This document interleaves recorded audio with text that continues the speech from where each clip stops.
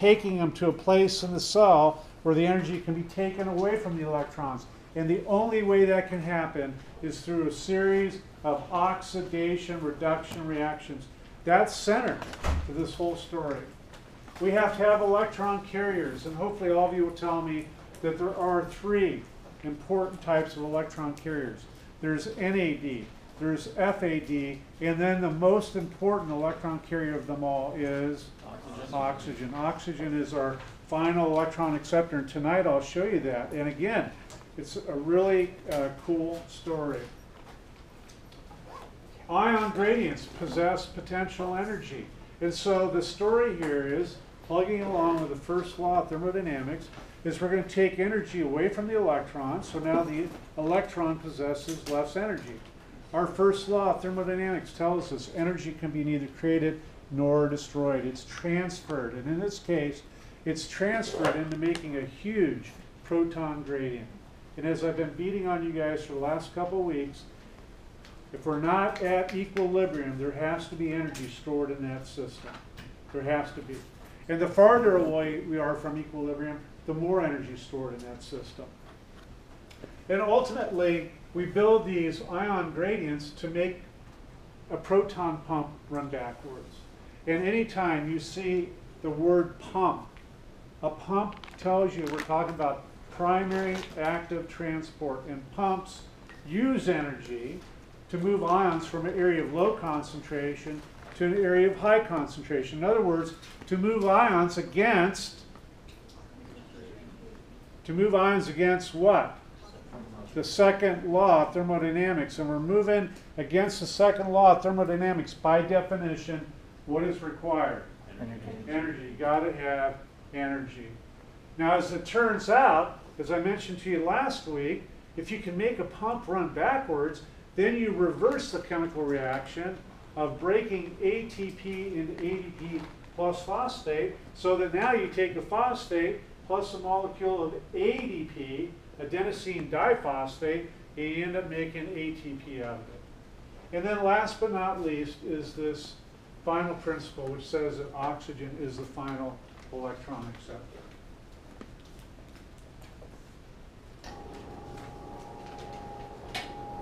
So let's pick up the story where we left off last week, and then we're going to run through the story again. And hopefully you guys have looked at your notes, and since last Wednesday, and hopefully things make either a lot more sense or a little bit more sense to you. And if you have questions, don't hesitate to stop me. So this membrane up top is going to be the outer membrane of the mitochondria. And then this membrane that I'm showing you here with the ruffled border, this is going to be the, wait a minute, did I say inner membrane? This is our outer membrane, this is the inner membrane of the mitochondria. Please make sure you understand that anytime we're talking about membranes, that this is a phospholipid bilayer. This is a phospholipid bilayer. These are two separate phospholipid bilayers.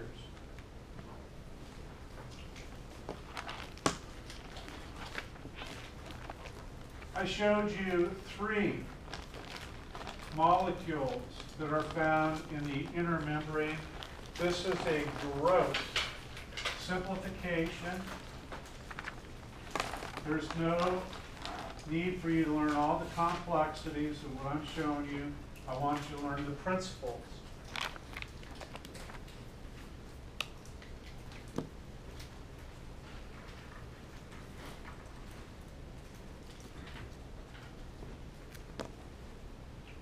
So if you sit there and think about the different events that are taking place when we break down a molecule of glucose and try to capture energy, there's glycolysis. That's one set of biochemical events. Where does that take place in the cell?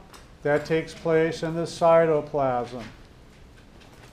Another set of biochemical events takes place within the matrix of the mitochondria, where we have acetylcoenzyme A. And acetylcoenzyme A shuttles into what is known as the Krebs cycle. The Krebs cycle is really important because the bulk of high energy electrons are captured in the Krebs cycle. And then we have what is referred to as the electron transport chain. So I'm just going to put a bracket here.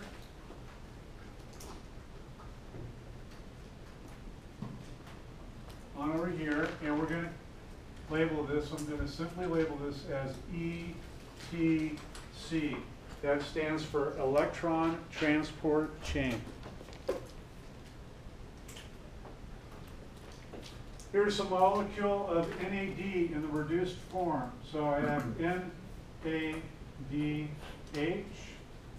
I'm just going to put a subscript RE after it to indicate that the NAD is reduced. It has 2 electrons bound to it.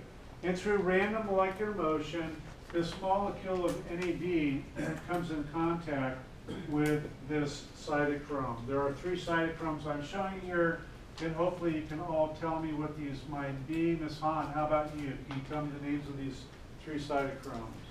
Cytochrome B. Okay, so we've got cytochrome B. Cytochrome C. Cytochrome C, good. And then cytochrome A. Great.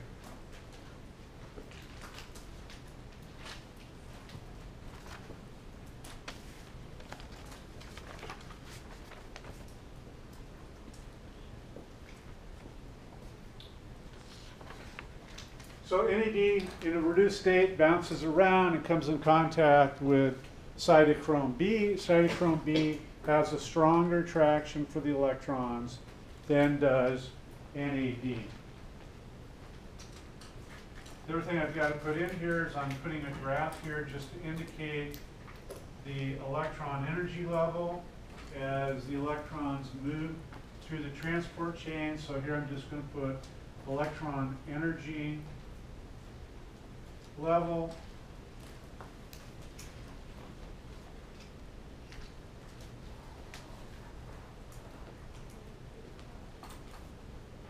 So we have NAD that now becomes oxidized. So it goes from a reduced state to an oxidized state. So we have NAD plus a proton, and the 2 electrons are now bound to cytochrome B. Test question time.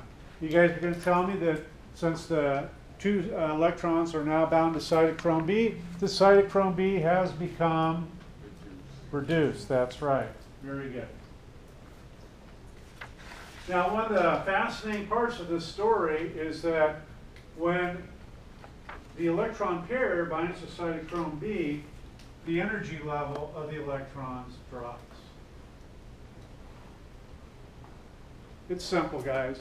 First law of thermodynamics says energy can be neither created nor destroyed. It's transferred from one system to another. So you have to ask yourself, okay, where did the energy get transferred to? And the answer is protons, hydrogen atoms, hydrogen ions are transported from an area of low concentration, which is in the matrix, into an area of high concentration, which is in the, I forget, what's the name of this space here between the outer and the inner membrane? You guys can tell me that's the intermembrane space, right? I-N-T-E-R. Well, cytochrome C has a stronger attraction for electrons than does cytochrome B. So now the electron pair moves from cytochrome B to cytochrome C. And you guys will tell me that cytochrome C becomes, and cytochrome B becomes oxidized. And because it's now oxidized, here comes the second molecule of NAD in a reduced state. And cytochrome B takes the electrons away from the second molecule of cytochrome B. When electrons are captured by cytochrome C, their energy level drops again. Simple question. What happened to the energy that was removed from the electrons? And we're back to our first law of thermodynamics, always coming back to that. Energy can be neither created nor destroyed. It's simply transferred from one system to another. In this case, the energy from these electrons is being transferred to make a large proton gradient. We saw evidence of that here with cytochrome B. And the same thing is true here with cytochrome C. So now there are more protons pumped into this intermembrane space. Cytochrome A3 has a stronger attraction for electrons than does cytochrome C. And so now our electron pair moves from cytochrome C to cytochrome A3. And all of you will tell me that cytochrome A3 becomes reduced. Cytochrome C becomes oxidized. Now watch what happens. Remember, we've captured a second pair of electrons here from a second molecule of NAD. Now, since this has become oxidized, this second pair of electrons moves to cytochrome C. Cytochrome C becomes, cytochrome B becomes, now comes along another molecule of NAD that's reduced. And it bumps into cytochrome B, and cytochrome B takes the electron pair away from that NAD molecule. The NAD becomes oxidized, cytochrome B becomes reduced. Now here's the problem, and this is where you got to put on your thinking caps. Oh, by the way, just let me add this. When cytochrome A3 captures this electron pair, more protons are pumped from the matrix into the intermembrane space.